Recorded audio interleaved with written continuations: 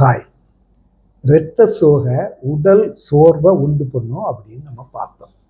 இப்போ இரத்த சோகை வருவதுக்கு என்னென்ன காரணங்கள் இருக்குது அப்படின்னு பார்த்தீங்கன்னா, 2, 3 காரணங்கள் இருக்குதுங்க. ஒன்று ஊட்டச்சத்து குறைவா இருக்கிறதுனால. எந்தெந்த ஊட்டச்சத்துக்கள் குறைவா இருந்தா இரத்த சோகை வரும்னா, இரும்பு சத்து, விட்டமின் B12ங்கிற சத்து, போலிக் ஆசிட் அப்படிங்கிற ஒரு சத்து. இந்த சத்துக்கள் குறைவா இருந்தா இரத்த சோகை வர்றதுக்கு வாய்ப்பு இருக்குது. இன்னொரு முக்கியமான காரணம் இரத்த சோகை வருவதுக்கு, உடம்புல இருந்து ரத்தம் அதிகமா வெளியேறதுக்கு. இதுல பாத்தீங்கன்னா, பெண்களை பொறுத்த வரையிலும் அதிக அளவு மாதவிடாய் படுறது ஒரு இரத்த சோகையை உண்டு பண்றதுக்கு ஒரு முக்கியமான காரணமா இருக்குது.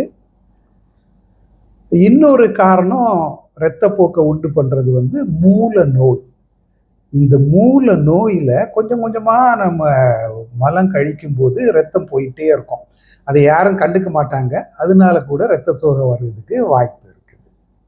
இது போக சில அபூர்வ காரணங்கள் அப்படின்னு பார்த்தோம்னு சொன்னா, இந்த இரத்தத்துக்குள்ள இருக்கக்கூடிய சிவப்பு அணுக்கள் போன் மேரோ அப்படிங்கிற எலும்புல இருக்கக்கூடிய ஒரு பகுதியில இருந்து தான் உற்பத்தி ஆகும். இந்த போன் மேரோல பிரச்சனை இருந்தா கூட இரத்த சோகை வருவதற்கு வாய்ப்பு இருக்குது.